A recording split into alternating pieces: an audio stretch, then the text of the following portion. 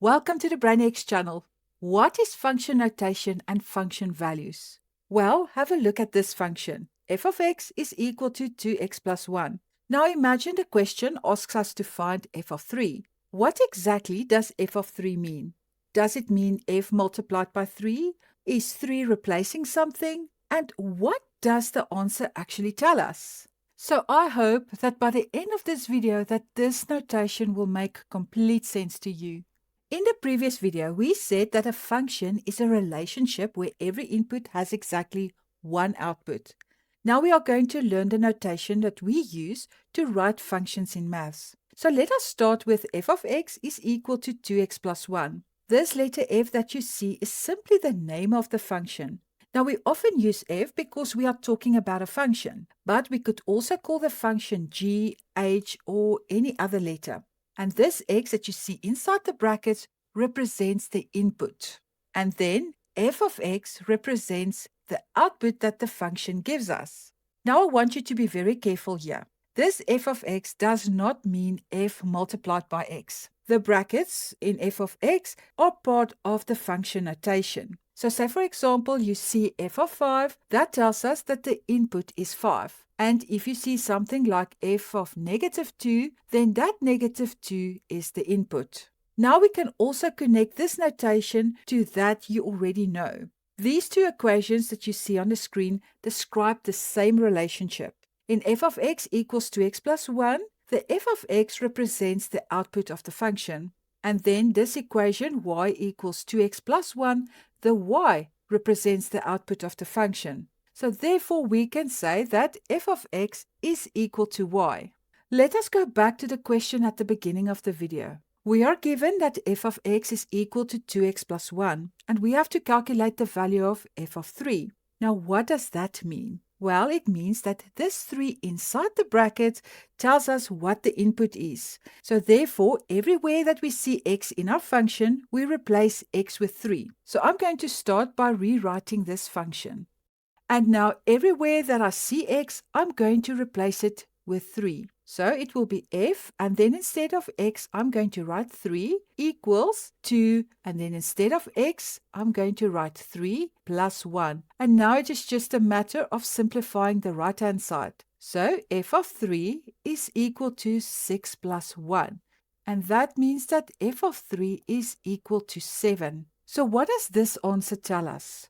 Well, it tells us if the input is 3, then the output is 7. And this answer also connects function notation with graphs. Since x is equal to 3, that means that y will be equal to 7.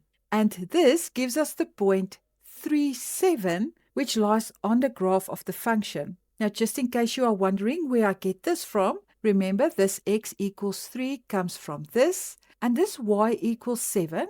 Our function is equal to 7, and we already said that the function is also equal to y. So just to recap, this answer tells us both the output value, and it also gives us one of the points on the graph. Let's try another one. Here we have g of x is equal to x squared minus 4, and we have to calculate the value of g of negative 2. Notice that our function is called g. Now, does this g change anything? No, it's just the name of the function. The method that we're going to use will stay the same. And this negative 2 inside the brackets tells us to replace x with negative 2. So I'm going to start by rewriting the function, and then I'm going to replace the x with negative 2.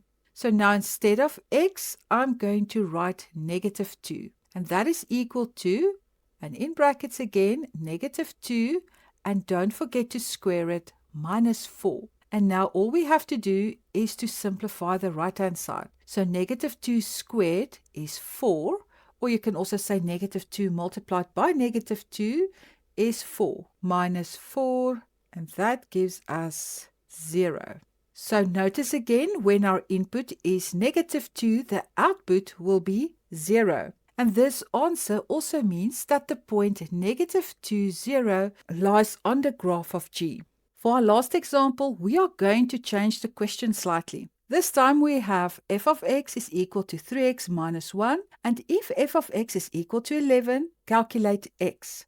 So up to now we've been given the input, and were asked to calculate the output. But now we already know the output. How so?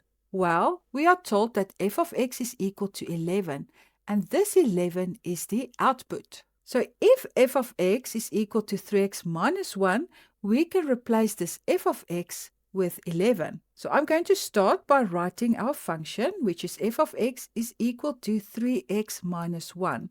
And now I'm going to replace f of x with 11. So 11 is equal to 3x minus 1. Now we have a normal algebraic equation, and we want to get x alone on one side of the equation. So I'm going to start by moving this negative 1 to the other side. And the inverse operation of minus is plus. So I'm going to add 1 on both sides of the equation. So we will have 12 is equal to 3x. So on the right-hand side, this x is still not on its own. We have to get rid of the x. X is being multiplied by 3. So I'm going to divide by 3. And what we do on the one side, we have to do on the other side. That means x is equal to 4. And then I'm just going to swap places. X is equal to 4. So what does this answer mean?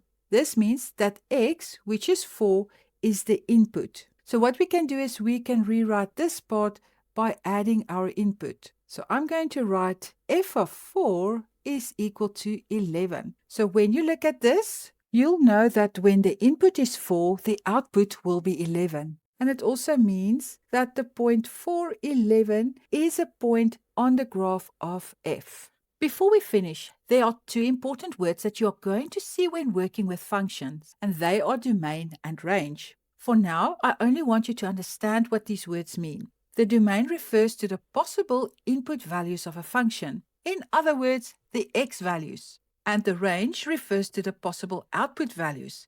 In other words, the y values or the f of x values. We are not going to go into domain and range in detail yet. Later, when we study the properties of straight line functions, we will look properly at how to determine and write the domain and range of a graph. And that brings us to the end of this video. So let us quickly recap.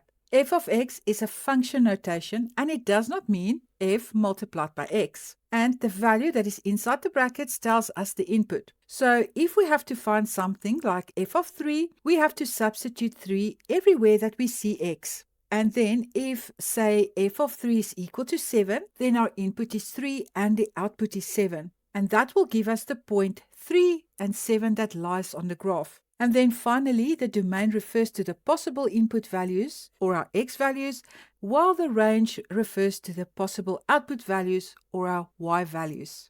In the next video, we will look at the effect of a gradient on a straight line. See you in the next video.